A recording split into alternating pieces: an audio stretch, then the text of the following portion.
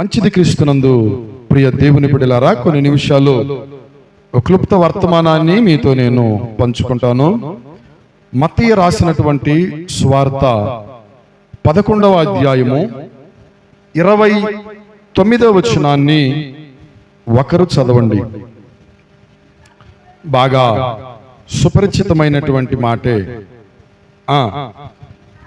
నేను సాత్వికుడను, దీన మనస్సు గలవాడను గనుక మీ మీద నా కాడి ఎత్తుకొని నా యొద్ద నేర్చుకొనుడి.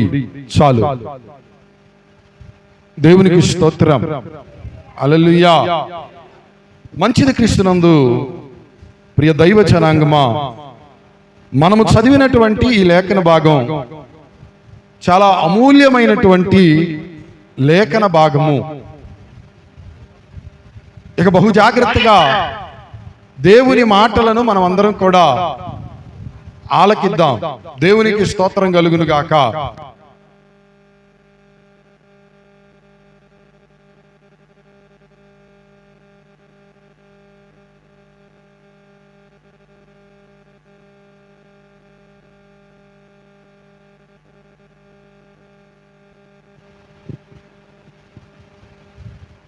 యేసుక్రీస్తు ప్రభులు వారు సశరీరుడిగా ఉన్నటువంటి రోజులలో ఆయన అందరినీ ఆయన యొద్దకు పిలిచి, నా దగ్గరికి రండి, నేను మీకు కొన్ని విషయాలను నేర్పుతాను, మీరు నేర్చుకోనండి అని ప్రభువు చెప్పారు. మనము దేవుని యొద్ద నుంచి నేర్చుకోవలసినటువంటి శ్రేష్టమైనటువంటి అమూల్యమైనటువంటి ఆత్మీయ అనుభవాలు కొన్ని ఉన్నాయి. నేను మరలా చెప్తున్నాను, మనము దేవుని యొద్ద నుంచి నేర్చుకోవలసినటువంటి కొన్ని శ్రేష్టమైన ఆత్మీయ అనుభవాలు అనేటువంటివి ఉన్నాయి. వాటిని మనము నేర్చుకోవాలి. ఈ మాట నన్ను చెప్పనివ్వండి. మనము నేర్చుకోవలసిన వాటిని మనము నేర్చుకోనట్లయితే ఏమండి, పెళ్ళయ్యేటువంటి అమ్మాయికి వంట చేయటం నేర్చుకోవాలని ఉండాలి. నువ్వంటారా ఊహు అంటారా? నేర్చుకోకపోతే కాపురం తగలడిపోయింది. మీకు అర్థమైందా? కాపురం తగలడిపోయింది. ఆ స్విగ్గీలని, మ్యాగీ, అయ్యని ఇయ్యని ఉద్దస్తమానం వాడి చుట్టూ ఈడు చుట్టూ తిరుగుతా, ఏమండి, ఈ ఇంట్లో కుండబెట్టి వండకుండా లేదా హోటల్కి పరిమితం అయిపోయి మనం ఆధ్యాత్మిక అనుభవంలో కొన్ని అమూల్యమైనటువంటి ఆత్మీయ సంగతులను దేవుని యొద్ద, దేవుని పాదాల దగ్గర, దేవుని సముఖంలో మనము నేర్చుకొనవలసిన వారమై ఉన్నాము. దేవునికి స్తోత్రం. హల్లెలూయా. చెప్పాలి హల్లెలూయా. వేటిని మనము నేర్చుకోవాలి? ఏమి నేర్చుకోవాలి? చాలా మంది ఏమంటారో తెలుసండి, పాస్టర్ గారు మీకు తెలుసో తెలీదో, మేము 30 సంవత్సరాల నుంచి భక్తి చేస్తున్నాం, మేము ఇక నేర్చుకోవాల్సింది ఏమీ లేదు, మేము అన్నీ నేర్చేసుకున్నాం అంటారు. ఏండి, మేము చాలా సీనియర్లమి భక్తి జీవితంలో, మేము అన్నీ నేర్చేసుకున్నాము, ఇక నేర్చుకోవాల్సింది ఏమీ లేదు. అలాగను కాదు. ప్రతి ఒక్కరు కూడా దేవుని యొద్ద ఆయన కాడిని మోస్తూ నేర్చుకొనవలసిన వారై ఉన్నారు. దేవునికి స్తోత్రం. హల్లెలూయా. హల్లెలూయా. ఎంతకాలం అయ్యా అంటే కొద్ది రోజులో, కొంతకాలమో కాదు, జీవితాంతము, జీవిత కాలమంతా. వేవి నేర్చుకోవాలి? వేటిని నేర్చుకోవాలి? నెంబర్ 1, ద్వితీయోపదేశ కాండము. చదవండి ఆ మాటలు. 4వ అధ్యాయము. ద్వితీయోపదేశ కాండము 4వ అధ్యాయము 10వ వచనాన్ని ఒకరు చదవండి. చదవమ్మా. నీవు హోరేబులో నీ దేవుడైన యెహోవా సన్నిధిని నిలిచి ఉండగా యెహోవా నా యొద్దకు ప్రజలను కూర్చుము, వారు ఆ దేశము మీద బ్రతుకు దినములన్నీ నాకు భయపడ నేర్చుకుని తమ పిల్లలకు నేర్పునట్లు వారికి నా మాటలను వినిపించెదను. చాలు. దేవునికి స్తోత్రం. హల్లెలూయా. క్రీస్తునందు ప్రియ దేవుని ప్రజలారా, దేవుని పిల్లలుగా ఉన్నటువంటి వారు, ఏమండి, ఆత్మీయులుగా పిలువబడేటువంటి వారు, దేవుని వారుగా ఉన్నటువంటి వారు ఏమి నేర్చుకోవాలి అని దేవుడు కోరుకుంటున్నాడయా అంటే, దేవునికి భయపడటము మనము నేర్చుకోవాలి, దానిని మన పిల్లలకు కూడా నేర్పాలి. ఈ మాటను జ్ఞాపకం పెట్టుకుంది. దేనిని నేర్చుకోవాలట? చెప్పండి. దేవునికి భయపడటము మనము నేర్చుకోవాలి. ఈ విషయాన్ని మన పిల్లలకు కూడా నేర్పించాలి. దేవునికి ఎలాగున భయపడవలెనో దానిని నేర్పించాలి. ఇప్పుడు నన్ను ఒక ప్రశ్న అడగనివ్వండి. దేవునికి భయపడటము అంటే అర్థం ఏమిటి? ఇది అర్థమైందా? మరొక రీతిగా నేను అడుగుతా, నువ్వు దేవునికి భయపడుచున్నావు అన్న సంగతి నువ్వు ఎలా చెప్పగలవు? నాకు దేవుడంటే భయం అండి అని ఎలా చెప్పగలవు? ఇలా అర్థమైందా?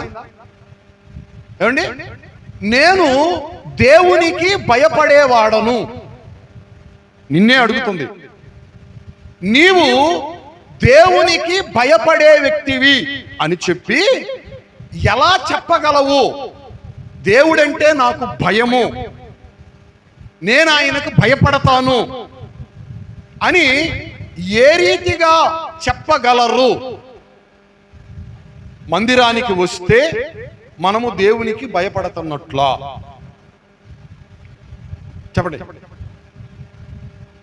ఏమండి, ఏం చేస్తే మనము దేవునికి భయపడుతున్నట్లు? పాటలు పాడితే, ఆరాధన చేస్తే, లేదా మరొకటి జరిగిస్తే మనము దేవునికి భయపడుతున్నట్లా? ఏం చేస్తే దేవునికి భయపడుతున్నట్లు? ఏమండి, ఏం చేస్తే దేవునికి భయపడుతున్నట్లు? అబ్రహాముతో దేవుడు ఒక మాట అన్నారు, నీకొక కొడుకుని నేను ఇచ్చాను, ఒక్కగానొక కొడుకు, ఏకైక కొడుకు. ఇప్పుడు ఆ కొడుకుని మరలా నాకు కావాలి అని నేను కోరుకుంటున్నాను. ఇచ్చింది నేనే, మరలా కావాలని కోరుకుంటుంది కూడా నేనే. కనుక నీ ఏకైక కుమారుణ్ణి బలిగా నాకు అర్పించయి అని చెప్పాను అన్నా. అప్పుడు అబ్రహాం ఏం చేశాడు? చెప్పాలా? ఏం చేశాడు? మా సహోదరిలో ఇటు చూడండి, ఇటు చూసి చెప్పండి. ఏం చేశాడు అబ్రహాము? నేను ఇవ్వనన్నాడా? నా వల్ల కాదన్నాడా? ఇచ్చినట్టే ఇచ్చి మరలా తీసుకుంటావేంటి అని అన్నాడా? ఏమండి, లేకపోతే ఇచ్చిన దేవుడే మరలా అడుగుతున్నాడు కాబట్టి ఇవ్వడం సమంజసం. ఆయనని ఎదురు చెప్పకూడదు, ఆయనను ప్రశ్నించకూడదు. ఏమండి, దేవుడు ఏదైనా చేయగలిగిన వాడు. ఒకవేళ నా కుమారుడు మృతి పొందినా మరలా తిరిగి లేపి ఇవ్వగలిగినటువంటి సమర్థత కలిగిన వాడు అని చెప్పానని నమ్మి విశ్వసించి తన ఏకైక కుమారుణ్ణి మరలా దేవునికి దహన బలిగా అర్పించడానికి ఇష్టపడ్డా? ఏం చేశాడు అబ్రాము? నో అన్నాడా? ఓకే అన్నాడా? తెరండి. ఓకే. ఏమడిగాడు? ఆస్తిని అడగలేదు, ఐశ్వర్యాన్ని అడగలేదు, ఏమండి, లేదా మరొకటో అడగలేదు. నీకు కుమారుణ్ణి ఇచ్చాను, ఏకైక కుమారుడు, లేక పుట్టినటువంటి కుమారుడు, వాగ్దాన సంబంధమైన కుమారుడు, మరలా తిరిగి తీసుకొని వచ్చి నాకు బలిగా అర్పించు అని చెప్పాను. ఏమండి, ఎప్పుడైతే అబ్రహాము ఆ మాట అన్నాడో, ఇప్పుడు అబ్రహాం ఏం చేశాడు? అబ్రహాముతో దేవుడు ఆ మాట అన్నాడు. అబ్రహాం ఏం చేశాడయ్యా అంటే మారు మాట మాట్లాడకుండా తన కుమారుణ్ణి బలిగా అర్పించడానికి తీసుకొని వెళ్ళిపోతున్నాడు. ప్రయాణానికి సిద్ధం చేసుకున్నాడు, కట్టెలను సిద్ధం చేసుకున్నాడు, పనివారిని సిద్ధం చేసుకున్నాడు. ఏమండి, చెప్పబడినటువంటి పర్వతం దగ్గరికి వెళ్ళిపోతా ఉన్నారు. ఆ క్రింద పనివారిని, మీరు ఇక్కడ ఉండండి, మేము పైకి వెళతాము, మా దేవుణ్ణి ఆరాధన చేసుకుని మేము తిరిగి వస్తాము అని అంటారు. కొడుకు అడుగుతున్నాడు, ఎక్కడికి మనం వెళుతున్నాం? దేవునికి బలి అర్పించడానికి మనం వెళుతున్నాం అని అంటున్నాడు. మరి బలి అర్పించడానికి కట్టెలు ఉన్నాయి, బాగానే ఉంది, బలి పశువు ఎక్కడ ఉన్నది అని చెప్పి అడుగుతున్నాడు. ఏమండి, కట్టెలను సిద్ధం చేశావు డాడీ, బాగానే ఉంది, మరి బలి పశువు ఎక్కడా? అబ్రహాం అంటాడు, దేవుడు చూసుకుంటాడు అని అంటున్నాడు. ఏమండి, ఏం చూసుకుంటాడు? చెప్పండి, ఏం చూసుకుంటాడు? దేవుడు చూసుకుంటాడు అని చెప్పని అంటున్నాడు. ఏమండి, ఆ పైకి వెళ్ళిన తర్వాత ఆ కట్టెలను పేర్చారు, ఇద్దరు కలిసి పేర్చారు. ఆ పేర్చిన తర్వాత అబ్రహాం ఏం చేశాడయ్యా అంటే తన కుమారుడు చేతులను కట్టివేసి ఆ కట్టెల మీద పండుకోబెట్టి బలి అర్పించడానికి సిద్ధపడిపోయాడు.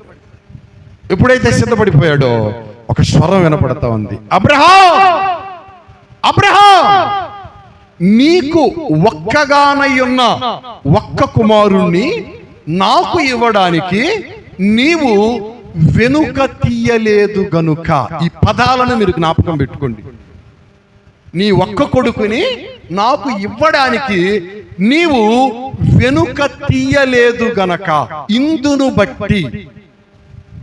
చదువుతారా మాటలు? చదవండి. ఆదికాండము 22వ అధ్యాయము ఎన్నో వచ్చును?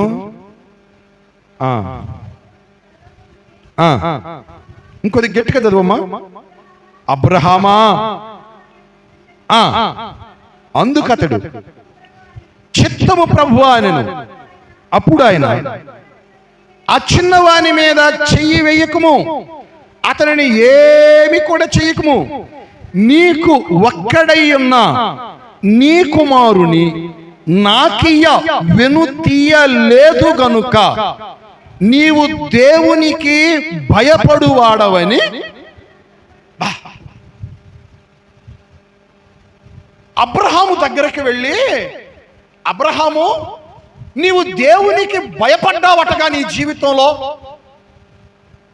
ఏ రీతిగా నువ్వు దేవునికి భయపడ్డావు మాకు ఆ సంగతులు చెప్పు అని అంటే అబ్రహాము ఏం చెబుతాడయ్యా అంటే, ఓయ్, మన జీవితాలలో, మన ఆత్మీయ జీవితాలలో మనం నేర్చుకోవలసినటువంటి సంగతి ఏంటయ్యా అంటే, ఒకవైపు దేవుడు, మరొక వైపు నీ కొడుక అనంటే నువ్వు దేనికి ప్రిఫరెన్స్ ఇవ్వాలయ్యా అంటే దేవునికే ప్రిఫరెన్స్ ఇవ్వాలే తప్ప నీ కొడుకుకి, నీ కుమారుడికి నువ్వు ప్రిఫరెన్స్ ఇవ్వకూడదు. జాగ్రత్తగానండి. ఒకవైపు దేవుడు, మరొక వైపు నీ కుమారుడు. ఈ రెండిట్లో ఏది కావాలి? దేవుడు కావాలా? కొడుకు కావాలా? దేవుడు కావాలా? ధనం కావాలా? దేవుడు కావాలా? ఏమండి, కుటుంబం కావాలా? ఏది నీకు కావాలి?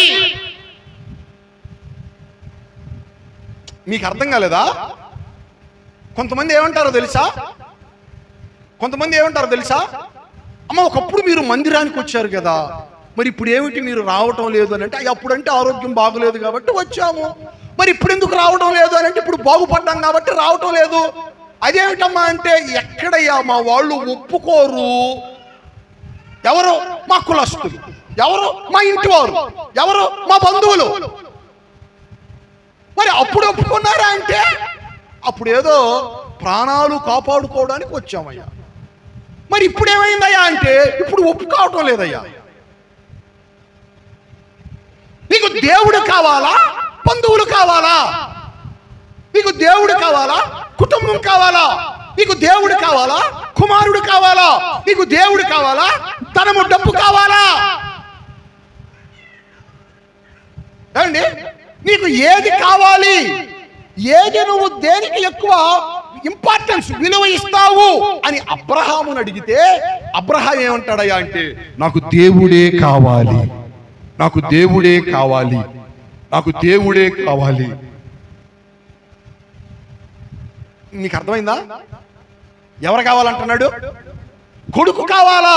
ఏమండి, దేవుడు కావాలా అంటే నాకు దేవుడు కావాలి.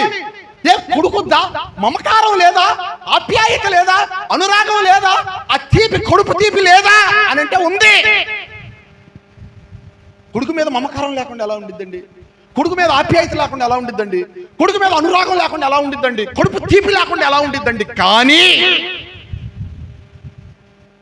ఆ మమకారం కలగడానికి, ఆ కడుపు తీపి కలగడానికి, ఆ అనురాగం ఆప్యాయత కలగడానికి, అసలు వీటన్నిటికీ కారణమైన వాడే కలగడానికి కారణం ఎవరయ్యా అంటే ఆయన. ఎవరో ఎవరో దేవుడు. ఆయన లేకపోతే వాడెక్కడి నుంచి వచ్చాడు? అర్థమవుతుందా? ఆయన లేకపోతే వాడెక్కడి నుంచి వచ్చాడు? కొడుకు ఎక్కడి నుంచి వచ్చాడు? వాగ్దాన పుత్రుడు ఎక్కడి నుంచి వచ్చాడు? వారసుడు ఎక్కడి నుంచి వచ్చాడు? కనుక నీకు కుమారుడు కావాలా, దేవుడు కావాలా అని అబ్రహాముని అడిగితే అబ్రహాము కోరుకునేది ఏమిటయా అంటే, నాకు దేవుడే కావాలి, దేవుని తర్వాతనే కొడుకు.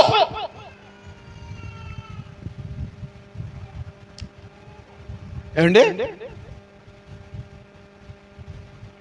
ఆ రీతిగా ఏమండి నాలో దైవ భయము ఉన్నది అని చెప్పి నేను దేవుని ఎదుట రుజువుపరుచుకోగలను.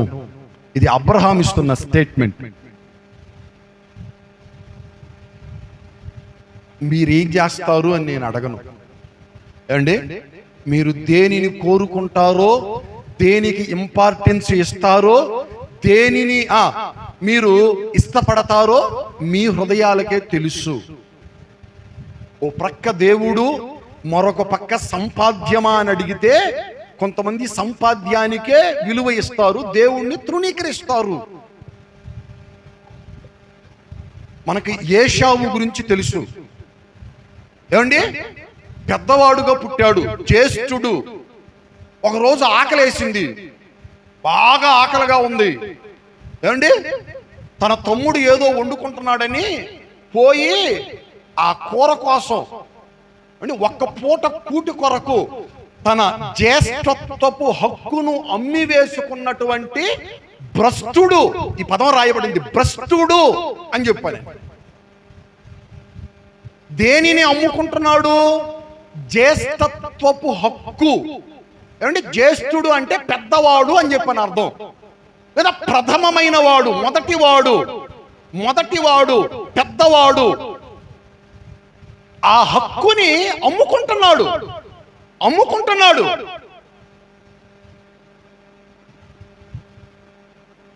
నా దేవుని ప్రియులరా, మనము దేవునికి భయపడటం నేర్చుకోవాలి. దేవునికి స్తోత్రం చెబుతారా? గట్టిగా చెప్పండి. హల్లెలూయా, హల్లెలూయా. ఏం చేయాలంట? దేవునికి భయపడటము ఏం చేయాలంట? నేర్చుకోవాలి.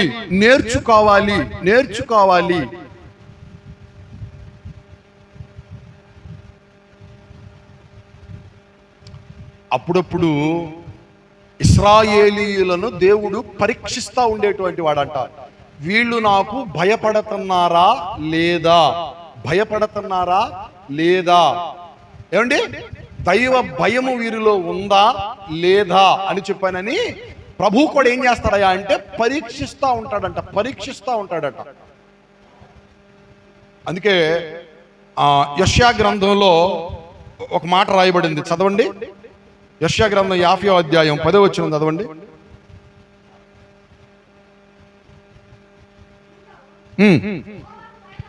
యెహోవాకు భయపడి,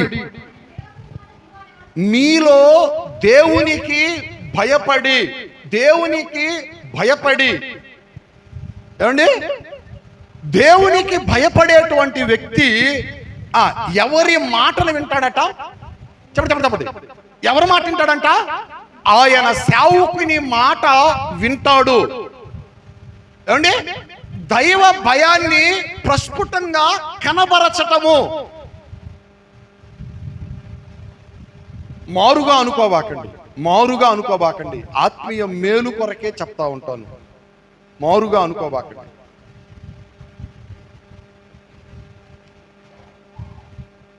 మనం ఒకవేళ ఎక్కడికైనా ఏదైనా ప్రాంతాలకు కానీ, ఏదైనా స్థలాలకు కానీ, ఏవైనా చోట్లకు కానీ, ఏదైనా ప్రదేశాలకు కానీ మనం సహజంగా వెళతా ఉంటాము. వెళ్ళవలసినటువంటి అవసరత ఏర్పడతా ఉండింది. ఏమండి? అలా వెళ్ళినప్పుడు ఏమండి, స్థానిక సంఘానికి సంబంధించినటువంటి సేవకుణ్ణి అండి ఒక్క మాట చెప్పి నా ప్రయాణాన్ని కొనసాగించాలి అనేటువంటి ఆలోచన ఎంతమంది చేస్తాం? నువ్వు ఒక పెళ్లికి పోయావు, దాని ఫైన్, వెళ్ళడం తప్పు కాదు. ఏమండి? ఏదో నువ్వు మరొక చోటకో వెళ్ళావు, దాని ఫైన్, వెళ్ళటం తప్పు కాదు. ఒక మాట దేవుని సేవకుడికి, ఇలా నేను వెళుతున్నాను, ప్రైజ్ లార్డ్ చదువుతారా? గట్టిగా చెప్పండి. వేరే విధంగా అనుకోబాకండి. మరి పోయిన వారమో అటు పోయిన వారం అనుకుంటున్నాను నేను. సహోదరి మందిరాన్ని పోగొట్టుకుంది. బిడ్డలకి ఏదో బాగలేదట, వెళ్ళిపోయింది హాస్పిటల్కి, కోదాడ ప్రాంతం వెళ్ళిపోయింది, చూపించుకుంది అండి. తిరిగి వచ్చింది, అప్పటికి ఆరాధన అంతా అయిపోయింది. అయినా సరే మందిరంలోకి వచ్చి పరుగునొచ్చి నాతో ఒక మాట అంటా ఉంది. ఎక్కడ ప్రార్థన అయిపోయిద్దేమో అనేటువంటి ఆలోచనతో త్వరపడి నేను వస్తున్నానయా అని చెప్పానని ఆ దైవ భయాన్ని కనబరుస్తున్నట్లుగా నేను గుర్తించగలిగాను ఆమె మాటల్లో. ఏమండి? ఒకవేళ బిడ్డలు చూపించుకొని ఇంట్లో ఉండొచ్చు, అట్టాగే ఎట్టాగా మందిరం అయిపోయిందిలే, ఇంకేం పోయేది ఏముందని చెప్పని ఉండొచ్చు, లేకపోతే చెప్పాల్సిన అవసరం ఏముందని చెప్పని అనుకోవచ్చు. వాట్ ఎవర్, ఏదైనా అనుకోవచ్చు. ఆ రీతిగా కాకుండా ఎందుకు మరలా దేవుని సేవకుడు వచ్చి కలవాలి, ఎందుకు మరలా ప్రార్థన చేయించుకోవాలి? ఏమండి? ఆ భయం నాలో ఉన్నది అని ప్రస్ఫుటంగా దేనికి తెలపాలి?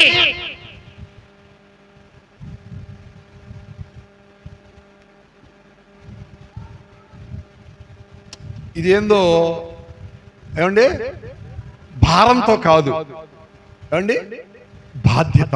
స్తోత్రం చదువుతారా? హల్లెలూయా. ఇంకొక మాట చెప్పనా? బంధం.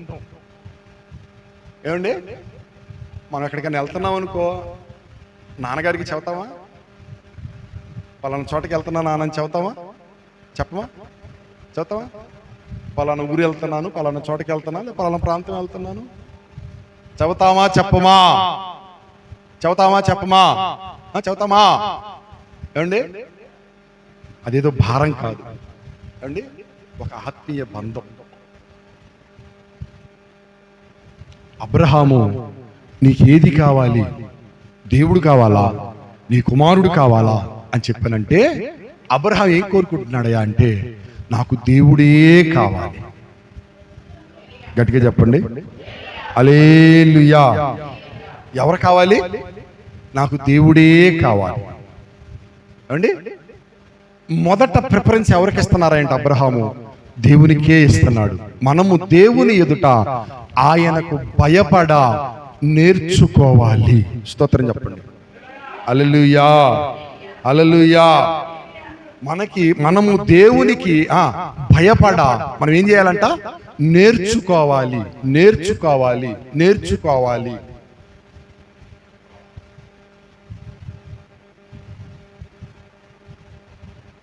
భక్తి చేస్తున్నారండి భార్యాభర్తలు భక్తి చేసుకుంటా ఉన్నారు. ఏమండి? గొప్ప దైవజనుడి దగ్గర భక్తి చేసుకుంటా ఉన్నారు.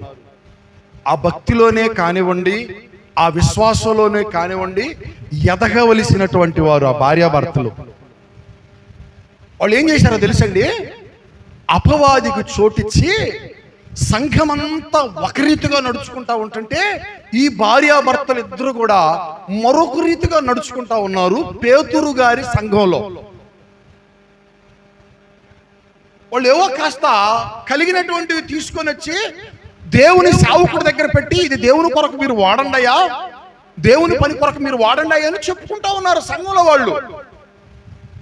వీళ్ళేం చేస్తున్నారయ్యా అంటే, ఈ భార్యాభర్తలు ఏమండి శుభ్రంగా వాటన్నిటిని కూడా ఓ లాకర్లోనో ఓ బీరువాలోనో దాచిపెట్టుకొని, భార్యాభర్తలు ఇద్దరు కూడా కూడబలుక్కొని, నువ్వు వెళ్ళిపో, నీ వెనకాల నేను వస్తాను, నేను చెప్పినట్టు నువ్వు ఆయన గారికి చెప్పు, నీకు చేత కాకపోతే నేను వచ్చి దాన్ని రూఢిపరుస్తాను అని చెప్పనుకుంటున్నారు.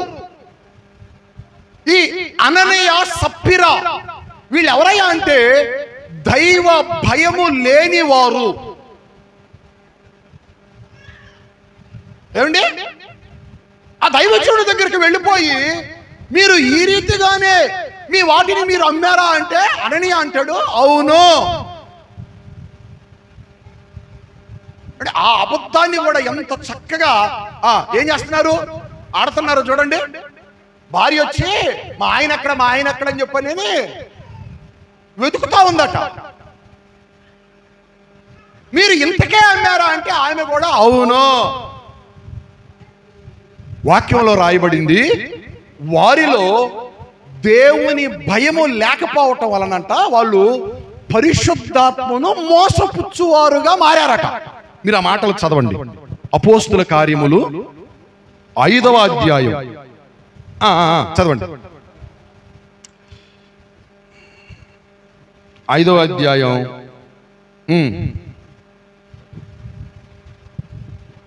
3వ వచనం. పేతురు, అననీయ, నీ భూమి వేలలో కొంత దాచుకొని పరిశుద్ధాత్మను మోసపుచ్చుటకు సాతాను ఎందుకు నీ హృదయమును ప్రేరేపించును? అది నీ యొద్దనున్నప్పుడు నీదే కదా, అమ్మిన పిమ్మట అది నీ వశమై ఉండలేదా? ఎందుకు ఈ సంగతి నీ హృదయంలో ఉద్దేశించుకున్నావు? నీవు మనుష్యులతోనూ ఆ దేవునితోనే అబద్ధం ఆడితవని చెప్పును. అననీయ ఈ మాటలు వినుచూనే పడి ప్రాణము విడువగా విని వారికి అందరికీ మిగుల భయము కలిగెను. నా వైపు చూడండి. అననీయ సప్పిరాకేమో భయము లేదట, వాళ్లకు కలిగిన స్థితిని చూసినటువంటి సంఘానికి ఏం కలిగిందయా అంటే భయం కలిగిందా? దేవునికి స్తోత్రం చెబుతారా? హల్లెలూయా. ఇప్పుడు వీళ్ళు ఏం చేశారు ఏమండి? అననీయ సప్పిరా ఏం చేశారు? భక్తి మార్గంలో నడుస్తూ, విశ్వాస మార్గంలో నడుస్తూ వీళ్ళు అవిశ్వాసుల వలె నడుచుకొనుచున్నారు. ఎలా నడుచుకుంటున్నారు చెప్పండి? ఎలా నడుచుకొనుచున్నారు ఏమండి? విశ్వాసుల వలె నడుచుకొనుచు అవిశ్వాసుల వలె నడుచుకొనుచున్నారు. సంఘమంతా కూడా దేవుని గురించి, దేవుని కార్యాల గురించి ఆలోచన చేస్తూ ఉంటుంటే ఈ భార్యాభర్తలట ఏమండి తీసుకొని వెళ్ళి లాకర్లో పెట్టేసుకొని ఏమండి దేవుని పనికి వీళ్ళు సహకారులుగా కనబడటం లేదు. నేటి క్రైస్తవ సమాజంలో, క్రైస్తవ సంఘంలో అనేక మంది వ్యక్తులు ఈ రీతిగానే కనబడుతున్నారు. ఏమండి మారుగా కాదు, ఆత్మీయ అభివృద్ధి కొరకే నేను చెబుతున్నాను. నేను చేతులు ఎత్తండి అని చెప్పానని మిమ్మల్ని చేతులు ఎత్తిచ్చి మిగతా వాళ్ళని చిన్నబురిచేటువంటి ఆలోచన కాదు. ఎంతమంది ఏమండి సంఘ సహవాసంలో కలుస్తున్నటువంటి వారు దైవ నియమాన్ని పాటిస్తూ దేవుని సొమ్మును న్యాయంగా దేవునికి అప్పగించుకునేటువంటి వారు ఉన్నారు. నేను ఇప్పుడు గనక చేతులు ఎత్తమన్నాను అనుకోండి, ఎన్ని చేతులు పైకెత్తుతాయి? ఒకసారి ఆలోచన చేయండి. ఎన్ని హస్తాలు మేము దేవుని సన్నిధిలో ఉండవలసిన రీతిగా మేము ఉంటున్నాము. ఆయన భయం మాలో ఉంది.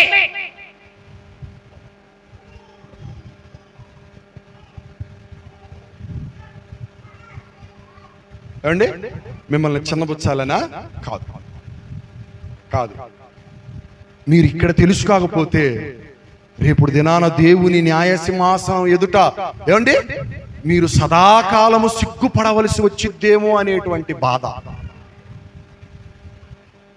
మీరు నిరంతరము తలదించుకునేవారుగా ఉండవలసి వచ్చిద్దేమో.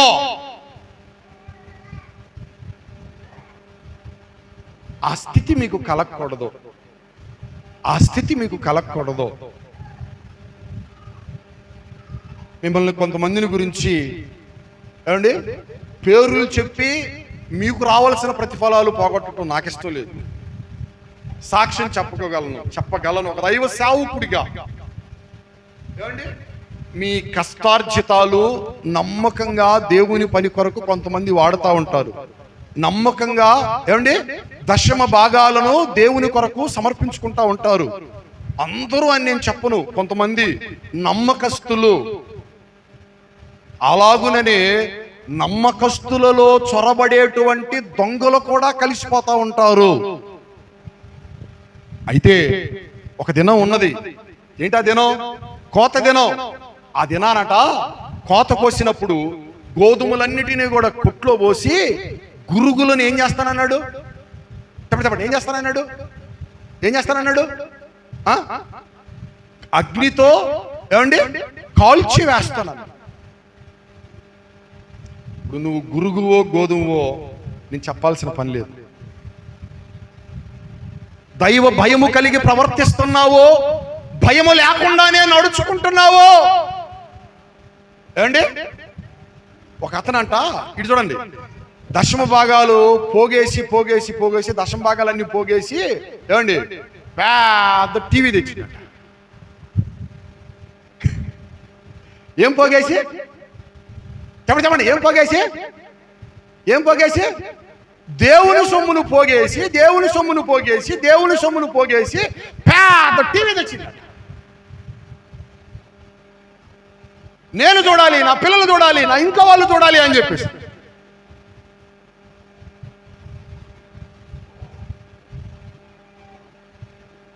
అననీయ సప్పిరా దైవ భయము అంటే ఏంటో వాళ్ళు ఎరగలేదు. వాళ్ళు మందిరానికి వస్తున్నారు కానీ, వాళ్ళు ప్రార్థనలు చేస్తున్నారు కానీ, ఏమండి ఆత్మీయుడైనటువంటి పేతురు దగ్గరే వాళ్ళు పెరుగుతున్నారు కానీ వాళ్ళలో ఏమి లేదు. తర్వాత ఏమి లేదు, దైవ భయము వారిలో లేదు. దానిని మనము నేర్చుకోవాలండి. ఏమండి నాకు దేవుడంటే భయం అని ఇంట్లో ఫోటో పెట్టుకొని దండేసుకొని చంపలు అటు కుట్టుకుంటా నాకు దేవుడు భయం అని ప్రదర్శించేవారు చాలా మంది లోకంలో కనబడతా ఉంటారు. దైవ భయం అంటే అది కాదు.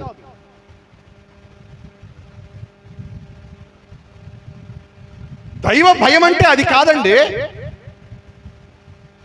నువ్వు అబ్రహాముని అడిగావనుకో, దేవుడు కావాలా లేదా మరొకటి ఏదైనా కావాలా అని అడిగితే అబ్రహాము నాకు ఏది వద్దు వద్దు వద్దు వద్దు. నా మట్టుకు నేను ఒకవేళ అబ్రహాముని కొడుకు దాకా అడిగాడండి, నీ ప్రాణం కావాలా దేవుడు కావాలా అంటే అబ్రహాము కొడుకునే ఇయటానికి సిద్ధపడ్డాడు. ప్రాణాన్ని లెక్క చేస్తాడా? ఏమండి నా ప్రాణం పోయినా పర్వాలేదు, నాకు ఎవరు కావాలి? నాకు దేవుడే కావాలి అని అనేవాడేమో. దేవునికి స్తోత్రం చెబుతారా? హల్లెలూయా హల్లెలూయా. అండి దైవ భయమును మనము దేవుని సన్నిధిలో నేర్చుకుందుముగాక. గట్టిగా చెప్పండి.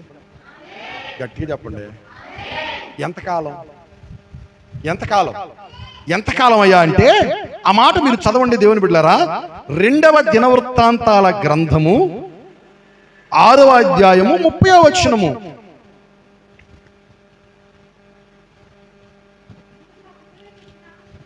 చదవమ్మా. నీవు మా పితరులకు ఇచ్చినటువంటి దేశమందు వారు తమ జీవిత కాలమంతయు, ఎంతకాలము దేవుని యందు భయం కలిగి ఉండాలట, భక్తి కలిగి ఉండాలట. చెప్పండి ఎంతకాలము? జీవిత కాలమంతయు. ఏమండి జీవిత కాలమంతయు దైవ భయాన్ని గనక నువ్వు ప్రదర్శించగలిగితే, దాన్ని నువ్వు నేర్చుకున్నట్లయితే 1-2 ఆశీర్వాదకరమైన సంగతులు నేను మీకు చెప్తాను. ఏమండి దైవ భయాన్ని మనము ప్రదర్శిస్తే, నేర్చుకుంటే కలిగేటువంటి ఆ ప్రయోజనం ఏమిటో ద్వితీయోపదేశ కాండము, మొదటి సమూయేలు గ్రంథము 12వ అధ్యాయము 14వ వచనం చదవండి. మీరు యెహోవా యందు భయభక్తులు కలిగి ఆయన మాటలు విని ఆయనను సేవించి ఆయన ఆజ్ఞలను భంగము చేయక మిమ్మును ఏలేటువంటి రాజును మీ దేవుడైన యెహోవాను అనుసరించిన ఎడల మీకు ఏం కలిగిద్దంట? చెప్పండి ఏం కలిగిద్దంట? ఆయన యందు మనము భయభక్తులు నేర్చుకొని వాటిని ప్రదర్శిస్తూ ఉంటే, నా దేవుని ప్రియులారా, దేవుడు సెలవిస్తున్నారు మనకు క్షేమము. గట్టిగా చెప్పండి, ఏం కలిగిద్ది? క్షేమము. ఏం కలిగిద్ది? క్షేమము. కొంతమందికి దేవుడు అంటే భయమే. నా వైపు చూడండి. ఏమండి, ఎటువంటి భయం అయ్యా అంటే, ఏమండి, మానవులు ఏ రీతిగా అయితే భయపడతారో, క్షమించాలి, మానవ పద్ధతిలో ఏ రీతిగా అయితే భయపడతారో, మానవ పద్ధతిలో అంటే అర్థం ఏంటయ్యా అంటే, కొంతమంది మనుషులు ఏమండి పరిస్థితికి తగిన విధముగా మధ్యలో వాయిస్తారు. మీకు అర్థం కాలేదా? మందిరంలో ఉంటే ఒక రీతిగా, మందిరం బయట ఉంటే మరొక రీతిగా, స్నేహితుల దగ్గర ఉంటే ఒక రీతిగా, ఏమండి ఇంకెక్కడ ఏమండి ఒక్కొక్క చోట ఒక్కొక్క రీతిగా వ్యవహరిస్తూ ఉంటారు. మందిరంలో ఉన్నారనుకోండి, వీళ్ళంత పరిశుద్ధులు లేరేమో, ఏమంటే వీళ్ళంత భక్తి పరులు లేరేమో, అంత భక్తిగా బ్రతుకుతా ఉంటారేమో అన్నట్లుగా కనబడతా ఉంటారు కొంతమంది. మందిరం నుంచి బయటికి వెళ్ళిన తర్వాత ఏమండి లోకముతో లోకస్తుల వలె మమేకమైపోయి బ్రతుకుతా ఉంటారు. దీన్ని ఏమన్నారయ్యా అంటే, మానవులు కల్పించినటువంటి రీతిగా వాళ్ళు భయాన్ని ప్రదర్శిస్తారట. మీరు ఆ మాట చదవండి, యెషయా గ్రంథము. యెషయా గ్రంథంలో రాయబడినటువంటి ఆ సంగతి చదవండి, 29వ అధ్యాయము 13వ వచనం. యెషయా గ్రంథము 29వ అధ్యాయము 13వ వచనం. ప్రభువు ఈ రీతిగా సెలవిచ్చి ఉన్నాడు, నోటి మాటతో నా యొద్దకు వచ్చుచున్నారు, పెదవులతో నన్ను గణపరుచుచున్నారు, కానీ తమ హృదయమును నాకు దూరముగా చేసుకొని ఉన్నారు. వారు నా ఎడల చూపు భయభక్తులు మానవుల విధులను బట్టి వారు నేర్చుకొనినవి అంటున్నాడు. ఎంతమందికి అర్థమైంది ఈ మాట? మానవుల విధులను బట్టి వారు నేర్చుకొనినవి. కొంతమందికి దేవుడు అంటే భయమేనంట, కానీ ఎంతసేపు భయం అయ్యా అంటే, ఏమండి మనుషులు నేర్పించేటువంటి విధుల చొప్పున, అంటే ఏ పరిస్థితికి తగినటువంటి విధంగా ఆ పరిస్థితి అన్నట్టుగా, మందిరంలో ఉన్నప్పుడు ఒక రీతిగా, మందిరానికి బయట మరొక రీతిగా, ఇంటిలో ఉన్నప్పుడు ఒక రీతిగా, ఏమండి స్నేహితుల మధ్య ఉన్నప్పుడు మరొక రీతిగా, ఈ రీతిగా వ్యవహరిస్తూ ఉంటారు. అది దైవ భయము కాదు. అందుకే పౌలు గారు అంటారు, ఎదుట ఉన్నప్పుడు మీరు ఏ రీతిగా ఉంటారో ఎదుట లేనప్పుడు కూడా అదే రీతిగా మీరు బ్రతకాలి, కనబడాలని అంటాడు. దేవునికి స్తోత్రం చెప్పండి, హల్లెలూయా. చెప్పాలి హల్లెలూయా. ఏమండి దేనిని బట్టి అంట? మానవుల విధులను బట్టి నేర్చుకునేటువంటి భయభక్తులు.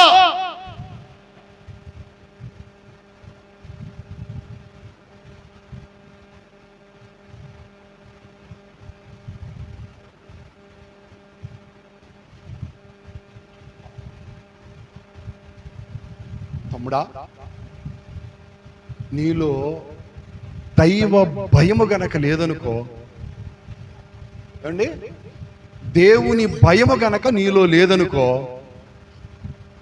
బైబిల్ గ్రంథంలో రాయబడింది, రోమా పత్రికలు అంటాడు, వారి కన్నుల ఎదుట దేవుని భయము లేదు అని చెప్పండి. చదవండి, అమ్మాట చదవండి, రోమీలకు రాసిన పత్రిక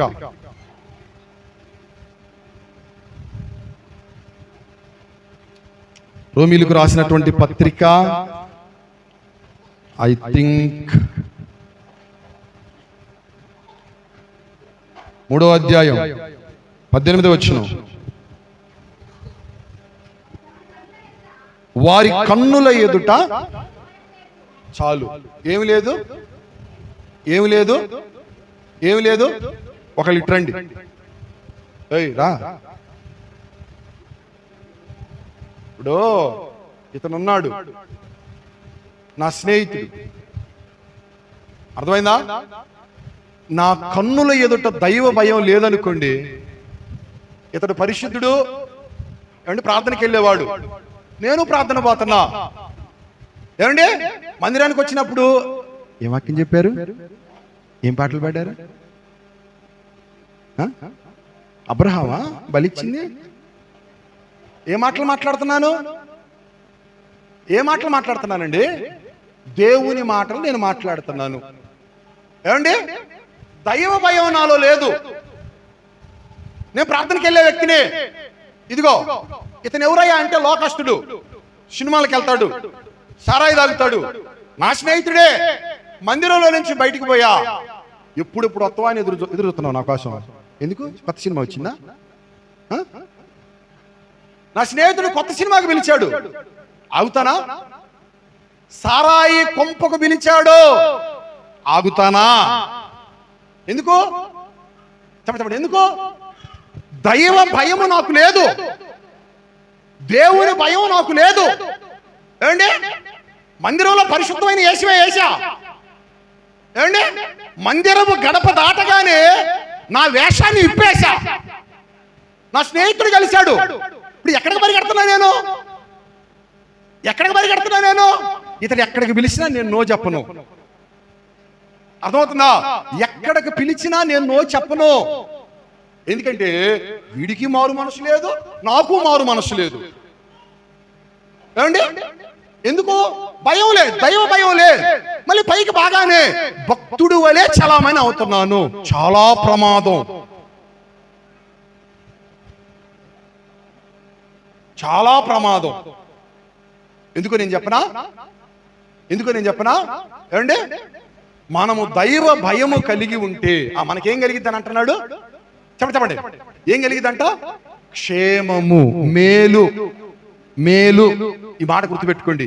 ఎంతకాలం అయ్యా అంటే మనము జీవితాంతము దైవ భయాన్ని ప్రదర్శిస్తే జీవితాంతము దేవుని మేలు చేత నడిపించబడతామండి. గట్టిగా చెప్పు. ఏమండి మనము జీవితాంతము దైవ భయాన్ని ప్రదర్శిస్తే జీవితాంతము దేవుడు తన మేలుతో మనల్ని నింపుతాడు. దేవునికి మహిమ కలుగునుగాక. దాన్ని మనం నేర్చుకోవాలి.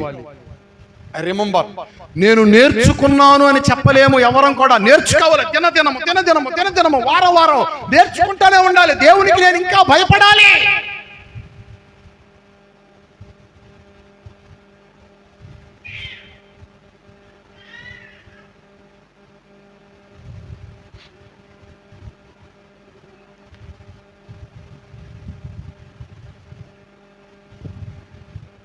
మొన్న నా వెహికల్ చెడిపోతే బాగు చేయించడానికి షెడ్ దగ్గరికి తీసుకెళ్ళా. ఏమండి అతడు గుణం నాకు తెలుసు కాబట్టి, ఎవరి గుణం? మెకానిక్ గుణం నాకు తెలుసు కాబట్టి అక్కడ బండి పెట్టి నువ్వు బాగు చేయలే అని చెప్పి నువ్వు వస్తే చేసే రకం కాదు. ఏమండి అందుకని పని కట్టుకొని అన్ని పక్కన పెట్టేసి నిన్న పొద్దున పోయి సాయంత్రం దాకా ఏమీ తినకుండా అక్కడే పడిగాపులు కాసి చెయ్యి చెయ్యి చెయ్యి చెయ్యి చెయ్యి చెయ్యి చెయ్యి అని ఏమండి రాగులాడి చేపించుకొని వచ్చా. అక్కడ ఉన్నటువంటి సందర్భంలో ఒక యవ్వనస్తుడు కలిశాడు. అతను బాగు చేస్తున్నాడు. సరదాగా చక్కగా నేను అతనితో మాట్లాడుతున్నాను, అతను నాతో మాట్లాడుతున్నాడు. నేను దైవజనుడు అన్న సంగతి ఆ కుర్రవాడికి తెలుసు.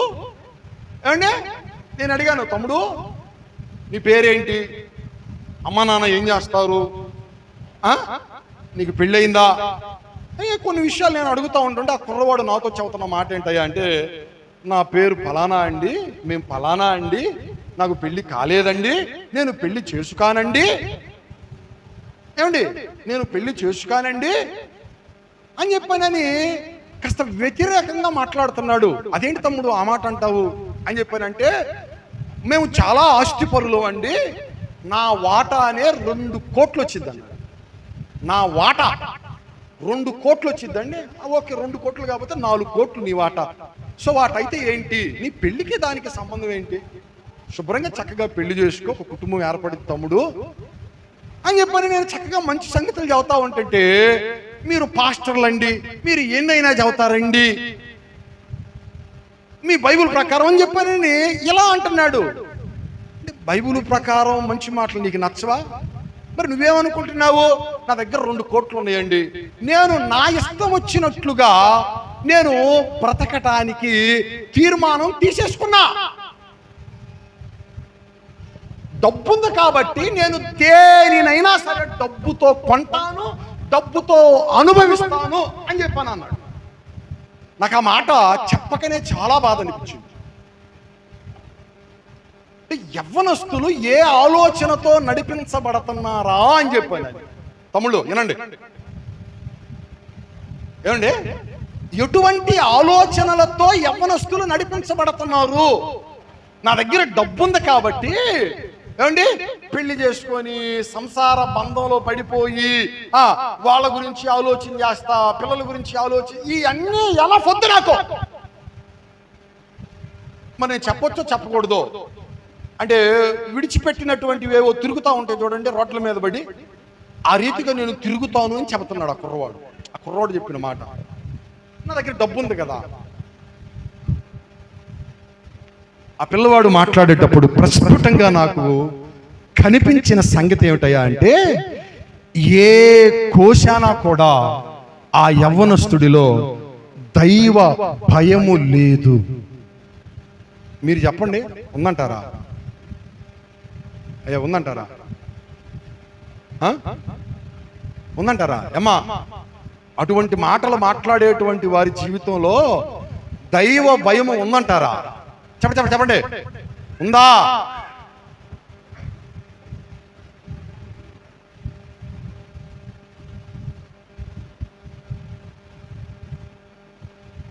కుటుంబం అవసరం లేదా? ఏమండి, వాళ్ళ గురించినటువంటి ఏంటిది, వాళ్ళ గురించినటువంటి ఏంటిది మంచి చెడ్డ అవసరం లేదా? ఏమండి, విడిచిపెట్టినటువంటివి తిరిగినట్లుగా తిరగడానికి సిద్ధపడతారా? మనము దేవుని భయాన్ని మనము ప్రదర్శించినట్లయితే, కనబరుస్తూ ఉన్నట్లయితే, అది మన జీవితాంతము మనకు ఏం కలుగు చేసిద్దంట? మేలు. దేవునికి స్తోత్రం చెప్పండి. హల్లెలూయా. రెండవ అనుభవాన్ని నేను మీకు జ్ఞాపకం చేస్తాను. ఆ మాట మీరు చదవండి దేవుని బిడ్డలారా. ద్వితీయోపదేశ కాండము 5వ అధ్యాయము 1వ వచనము.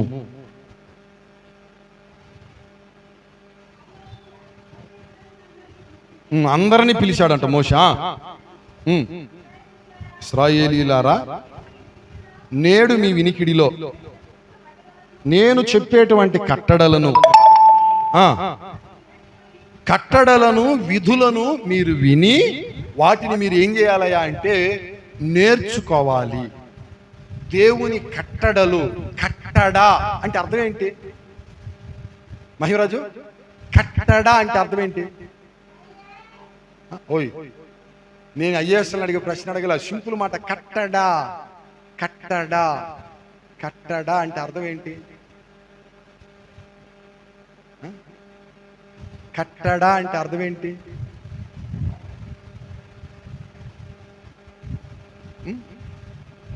కట్టడా అంటే అర్థం ఏంటయ్యా అంటే, అండి అనేకమైన పర్యాయ పదాలు ఉన్నాయి. ఒక నియమం అండి, ఒక భార్య ఒక భర్త కట్టడ. నా మాట అర్థమైందా?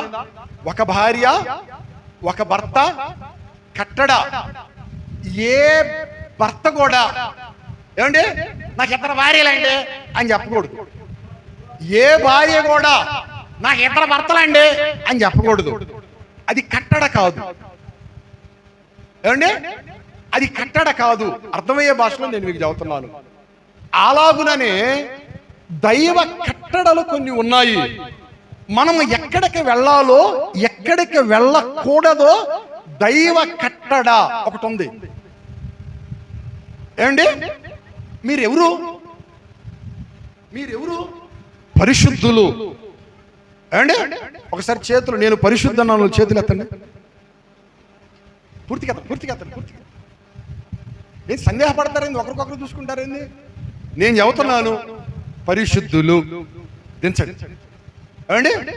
మీ పాదాలు చెప్పండి. మీ పాదాలు పరిశుద్ధమైన పాదాలు. పరిశుద్ధులుగా ఉన్నటువంటి మీరు, పరిశుద్ధమైనటువంటి పాదాలను కలిగినటువంటి మీరు పరిశుద్ధ స్థలాలకే వెళ్ళాలి, కానీ అపరిశుద్ధమైనటువంటి స్థలాలకు కానీ చోటులకు కానీ వెళ్ళకూడదు. స్తోత్రం చెబుతారా? హల్లెలూయా. ఎక్కడికి వెళ్ళకూడదు? చెప్పండి. ఎక్కడికి వెళ్ళకూడదు? ఏమండి? పరిశుద్ధులుగా ఉన్న మీరు అపరిశుద్ధమైనటువంటి స్థలాలకు వెళ్ళకూడదు. బైబిల్ గ్రంథంలో రాయబడింది. ఏమండి? మనము నేర్చుకొనకూడనివి కూడా ఉన్నాయి, నేర్చుకోవలసినవి ఉన్నాయి, నేర్చుకొనకూడనివి. ఒక మాట అన్నాడు, మీరు చదవండి. ద్వితీయోపదేశకాండము 18వ అధ్యాయం 9వ వచనం. 18:9. నీ దేవుడైన యెహోవా నీకిచ్చుచున్న దేశమున నీవు ప్రవేశించిన తర్వాత ఆ జనముల హేయ కృత్యములను నీవు చేయ నేర్చుకొనకూడదు అని అంటున్నాడు. ఎంత మంచి మాటో! మనము నేర్చుకొనకూడనివి కొన్ని ఉన్నాయి. ఏమిటయ్యా అంటే, ఏమండి, వాగ్దానము చేయబడినటువంటి దేశంలోనికి ప్రవేశించినటువంటి తర్వాత ఏమండి, అక్కడ ఉన్నటువంటి అన్య జనులు ప్రవర్తించినటువంటి ఆ విధానాలను మీరు నేర్చుకోకూడదు.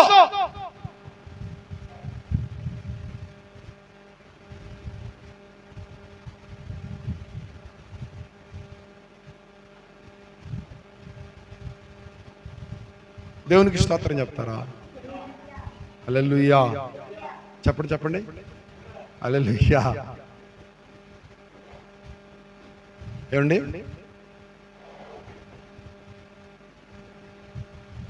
జనుల యొక్క ఏంటి అంట? హేయ కృత్యములు అంటే అసహించుకునేటువంటి కార్యాలు. తమ్ముళ్ళు మీకే, మనము పరిశుద్ధులతో సహవాసం చేయాలి. ఎవరితో?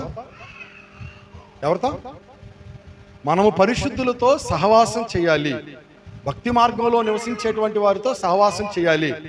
అలాగని చెప్పి నేను బయట వారితో సహవాసం వద్దా అని అంటే కావాలి, కానీ ఎంత మట్టుకయ్యా అంటే లిమిట్.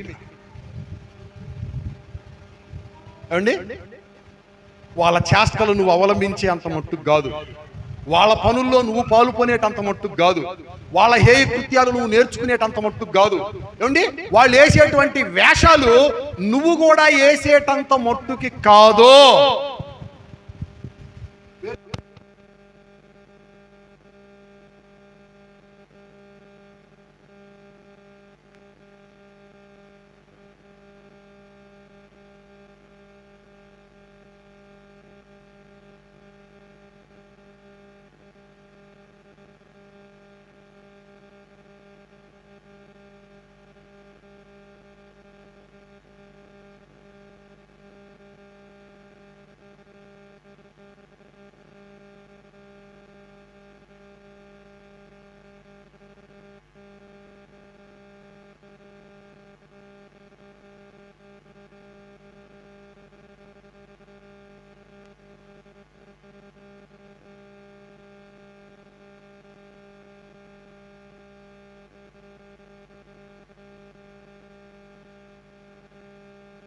ఏమండి, ఫలానా మందిరానికి పోయేవాళ్ళు, అలా ఫలానా మందిరానికి పోయేవాళ్ళు, వాళ్ళు కూడా వచ్చారు, వాళ్ళు కూడా నవ్వారు, వాళ్ళు కూడా చిందులేస్తున్నారు.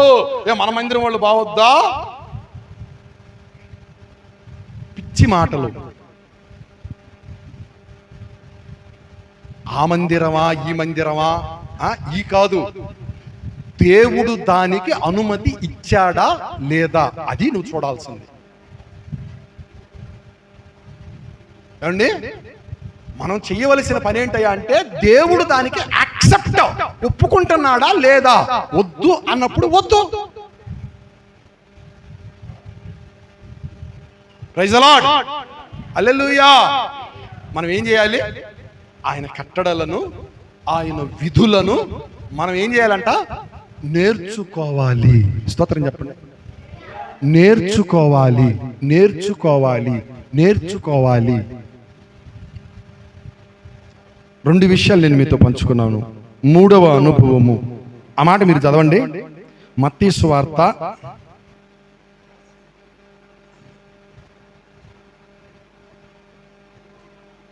9వ అధ్యాయం, క్షమించాలి 24వ అధ్యాయం 32వ వచనం. అంజూరపు చెట్టును చూచి ఒక ఉపమానం నేర్చుకోనండి. అంజూరపు కొమ్మ లేతదై చిగురించినప్పుడు వసంతకాలము ఇంకా సమీపముగా ఉన్నదని మీకు తెలియను. ఆ ప్రకారమే మీరు ఈ సంగతులన్నీ జరుగుట చూచినప్పుడు ఆయన సమీపముననే, ద్వారము దగ్గరే ఉన్నాడని తెలుసుకోనండి అంటున్నాడు. 3వది, అంజూరపు చెట్టును చూచి మనం ఒక విషయాన్ని నేర్చుకోవాలి. ఏమండి? ఏమి నేర్చుకోవాలి? అంజూరపు చెట్టు లేతదై చిగురించింది అనుకోండి, వెంటనే మనకేం గుర్తుకు రావాలి? వసంతకాలం వచ్చింది, అందుకే అంజూరపు చెట్టు చిగురించింది అని మనం గుర్తుపట్టేసి. ఏమండి? మీకు అర్థమైందా? మీకు అర్థమైందా? అంజూరపు చెట్టును చూడగానే మనకి ఏమి నేర్చుకోవాలంటున్నాడు? చెప్పండి. వసంతకాలం వచ్చిందనే సంగతి మనము నేర్చుకోవాలి. దేవునికి స్తోత్రం. అదే రీతిగా ఏమండి, అదే రీతిగా యేసు ప్రభులు వారు కొన్ని సంగతులను చెప్పారు. ఏమిటా సంగతులు? అంత్య దినాలు, అపాయకరమైన కాలాలు, దేవుని రాకడ దినాలు, వాటి గురించి చెబుతూ రాజ్యాల మీదకి రాజ్యాలు లేస్తాయి, జనముల మీదకి జనములు లేస్తారు. ఏమండి? మనుష్యులలో ప్రేమ చల్లారిపోయిద్ది. ఇప్పుడు ఇవన్నీ జరుగుతున్నాయా? జరగటం లేదా? భూకంపాలు వస్తాయి, యుద్ధాలు జరుగుతాయి. ఇవన్నీ జరుగుతున్నాయా లేదా? జరుగుతున్నాయా? రాజ్యాల మీదకి రాజ్యం లేస్తుందా? ఉక్రెయిన్ అలాగే రష్యా యుద్ధాలు జరుగుతున్నాయా? జరుగుతున్నాయి. ఇంకా మన భారతదేశానికి ఇంక దేనికి? ఏమండి, పాకిస్తాన్కి యుద్ధం జరిగిందా? ఏమండి, జరిగిందా జరగలేదా? చెప్పండి. జరుగుతుందా?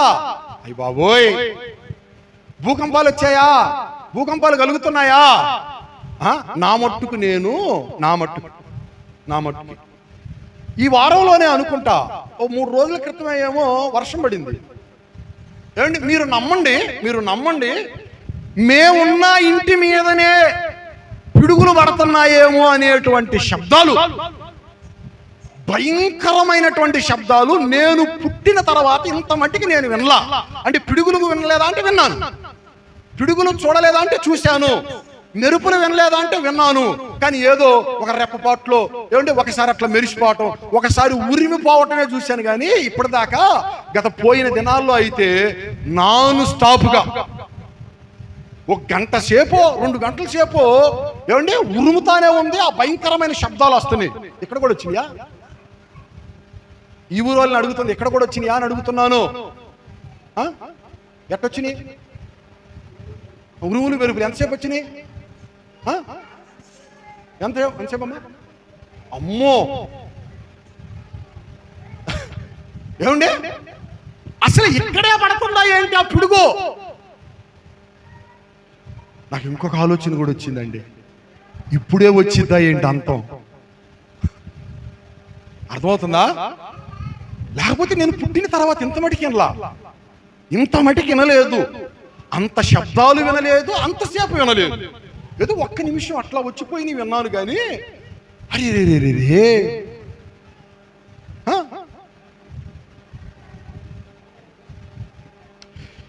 ఇవన్నీ కూడా దేనికి సూచనయా అంటే, నాకు ఇంకొక ఆలోచన కూడా వచ్చిందండి. నేను ముగింపులోనికి వచ్చాను. మహిమరాజు మనుషులు, అధికారులు, ఆ బలాలు ఈ బలాలు ఉన్నాయని చెప్పుకునేవారు ఎవరైనా సరే ఒక్క పిడుగును ఆపగలరా? ఒక్క ఉరుమును ఆపగలరా? ఏమండి, ఆ ఉగ్రత పైన పడితే ఈ లోకం మీదకి వస్తే ఆపగలరా? అయ్యా ఆపలేరా? అసలు దేవుడు కన్నెర్ర చేస్తే మానవుడు దేనిని ఆపలేడు. మీకు అర్థమైందా? దేవుడు కన్నెర్ర చేస్తే చెప్పండి, మానవుడు దేనిని కూడా ఆపలేడు. వసంతకాలం ఏమండి, అంజూరుపు చెట్టు చిగురించినప్పుడు వసంతకాలం వచ్చిందని తెలుసుకున్నట్లుగానే మీరు వీటన్నిటి గురించి వింటున్నప్పుడు మీకేం తెలియాలయ్యా అంటే దేవుడు సమీపముగానే ఉన్నాడు అన్న సంగతిని మీరు నేర్చుకొని ఉండాలి. దేవునికి స్తోత్రం చెబుతారా? ఆ సంగతి మీరు నేర్చుకొని ఉండాలి. తలుపు దగ్గరే ఆయన ఉన్నాడు.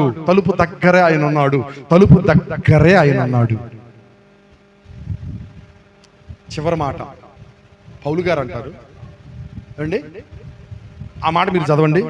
ఎఫెసీయులకు రాసిన పత్రిక 4వ అధ్యాయం 20-21. ఎఫెసీయులకు రాసిన పత్రిక 4వ అధ్యాయం 20-21. రైట్, 18 నుంచి చదవమ్మా. రైట్, 17 నుంచి చదవమ్మా. మీరు ఇక మీదట నలుచుకోవద్దని ప్రభువునందు సాక్ష్యం ఇచ్చుచున్నాను. వారైతే అంధకార సంబంధమైన మనస్సు గలవారై తమ హృదయం కాఠిన్యం వలన తమలో ఉన్న అజ్ఞానము చేత దేవుని వలన కలుగు జీవములో నుండి వేరుపరచబడిన వారై తమ మనస్సుకు కలిగిన వ్యర్థతను అనుసరించి నడుచుకొనుచున్నారు. వారు సిగ్గులేని వారై ఉండి నానా విధములైన అపవిత్రతను అత్యాశతో జరిగించుటకు తమ్మును తామే కాముకత్వమునకు అప్పగించుకున్నారు. అయితే మీరు యేసును గూర్చి విని ఆయన యందలి సత్యము ఉన్నది ఉన్నట్టుగానే ఆయన యందు ఉపదేశింపబడిన వారైన ఎడల మీరు అలాగున క్రీస్తును నేర్చుకున్నవారు కారు. మంచి మాట. ఈ మాటను మీరు అండర్లైన్ చేసుకోండి కావాలండి మీ బైబిల్ గ్రంథంలో.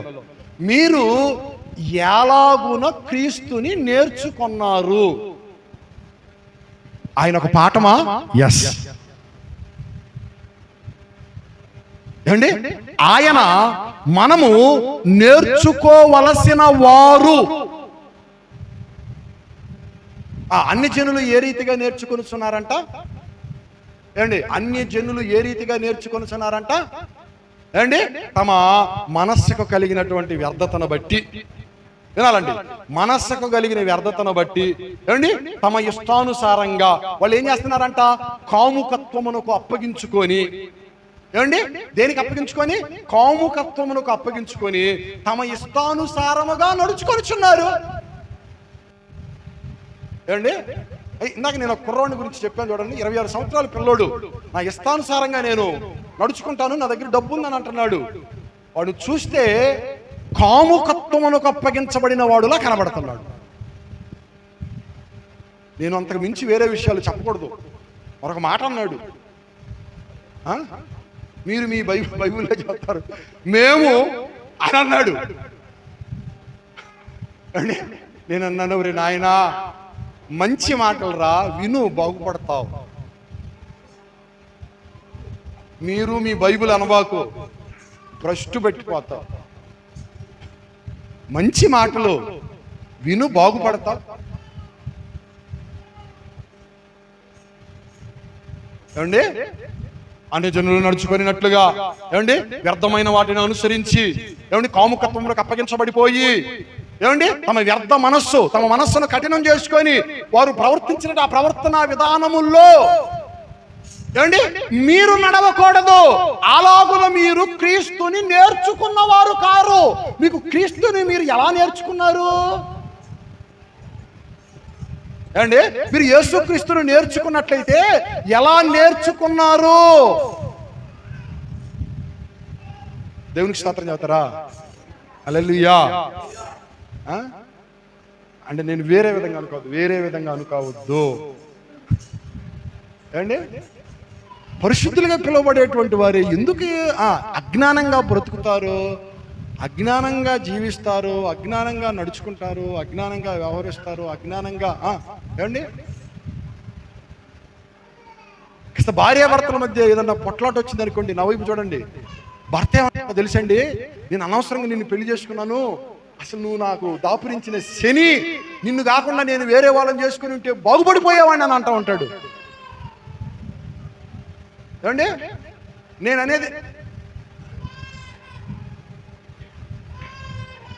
అనేది ఏందయ్యా అంటే, అమ్మ సహోదరులు ఒకవేళ భార్య కూడా అదే మాట అందనుకోండి, పరిస్థితి ఏంటి? భార్య కూడా అదే మాట అందనుకోండి, నిన్ను అనవసరంగా చేసుకున్నాను అని చెప్పానని నేను నా నోటికి ఆ మాటలు రానియటం లేదు, ఆగిపోతున్నా. చెప్పడానికి కూడా నేను ఇష్టపడ్డాను. ఏమండి నేను వేరే వాళ్ళని చేసుకున్నట్లయితే అని అన్నారనుకోండి, తప్పు తప్పు తప్పు. ఒక భార్య భర్తలు నా దగ్గరికి వచ్చారు, ఒక భార్య భర్త ఇద్దరు నా దగ్గరికి వచ్చారు. ఏమండి ఏమంటే టిష్యూ కొట్టుకొని నా దగ్గరికి వచ్చారు. భర్తలో ఉన్నటువంటి లోపాలన్నీ భార్య చెబుతుంది, భార్యలో ఉన్నటువంటి లోపాలన్నీ భర్త చెబుతున్నాడు. ఇద్దరిని సముదాయించి కాస్త మంచి మాటలు చెప్పి, మీరు బ్రతకాల్సింది మీకోసం కాదు, మీ బిడ్డల కోసం బ్రతకాలి మీరు అని చెప్పానని సముదాయించి ఏమండి వాళ్ళని సరిచేసి పంపించే పాప భార్య. ఆ భర్త అంటున్నాడండి, అయ్యా నేను ఇంకొక భార్య ఎమ్మిటా అంది, అసలు వీడు వేస్ట్ ఫెలో, ఉప్పు కారం నేను తింటాం లేదా?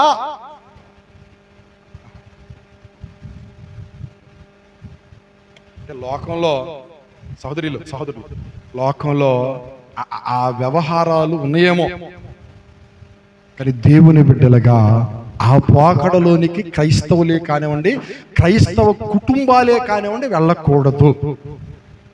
స్తోత్రం చదువుతారా? హల్లెలూయా హల్లెలూయా.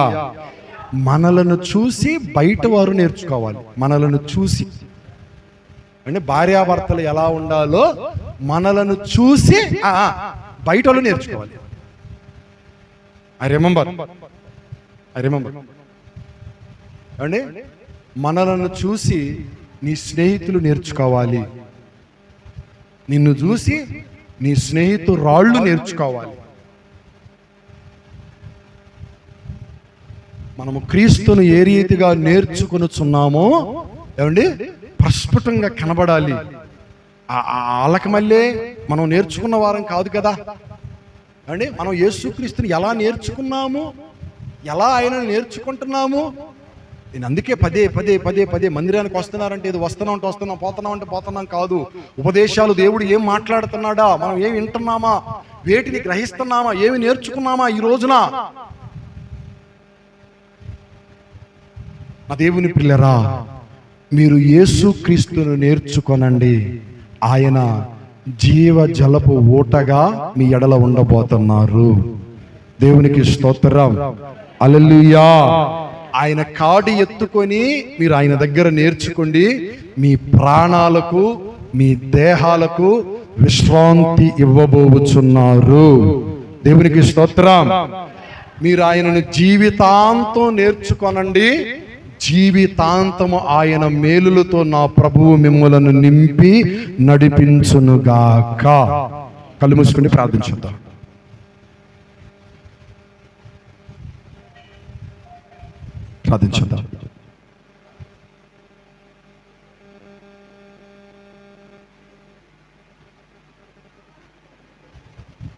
మన మధ్యలో ఉన్న